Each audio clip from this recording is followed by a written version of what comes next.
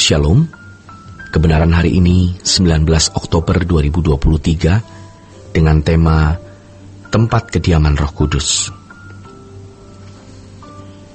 Bapak Ibu Saudara yang dikasihi oleh Tuhan, roh jahat memang diprogram oleh kuasa gelap untuk menempati manusia, dan pasti dirancang dengan kecerdasan atau kecerdikannya.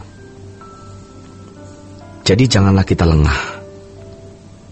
Ada kuasa kegelapan yang memang dikirim untuk merusak hidup kita. Roh jahat bisa masuk kalau tempat itu tidak diisi. Kalau dia masuki lagi, ada bantuan 7 roh lain masuk. Jadi dia akan lebih jahat keadaannya. Mungkin sekarang kita tidak sadar bahwa kita sedang menuju lebih jahat.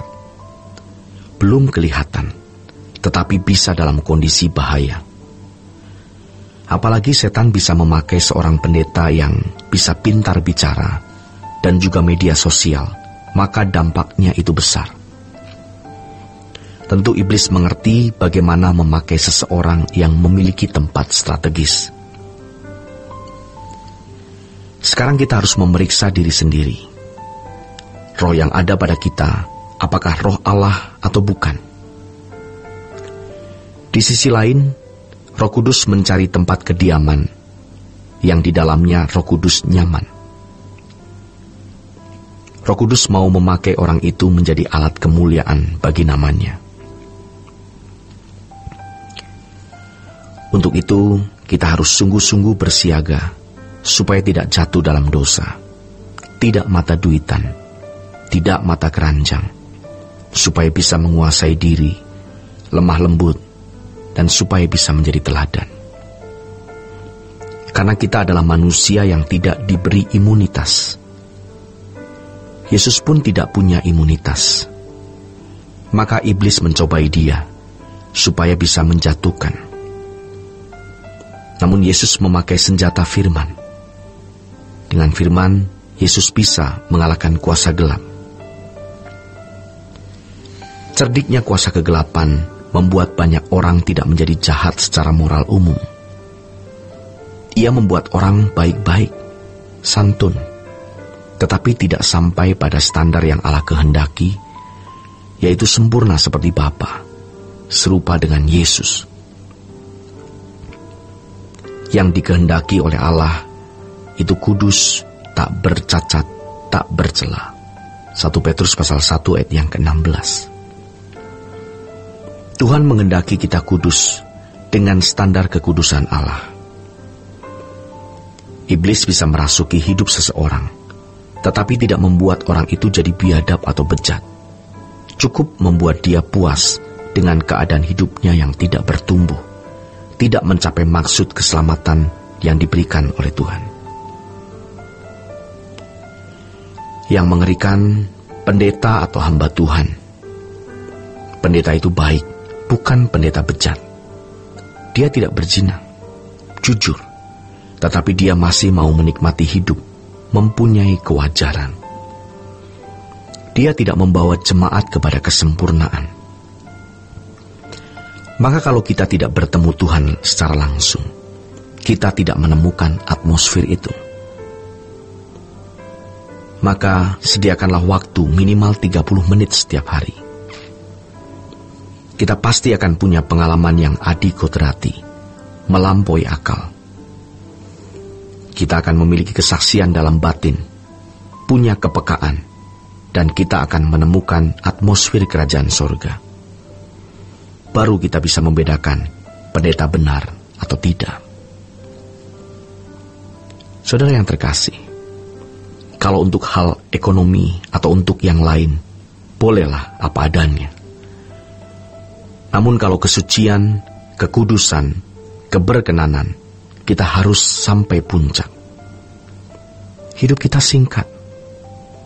Seberapa puasnya punya rumah besar, mobil mewah, villa di Bali, atau deposito dalam jumlah besar.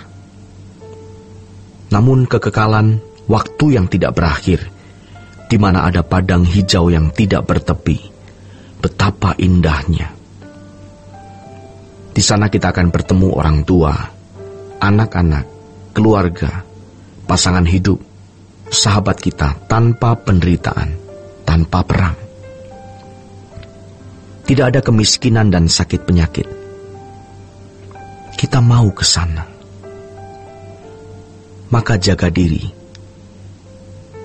Jangan salah, jangan jatuh dalam dosa. Kita harus serius bergumul.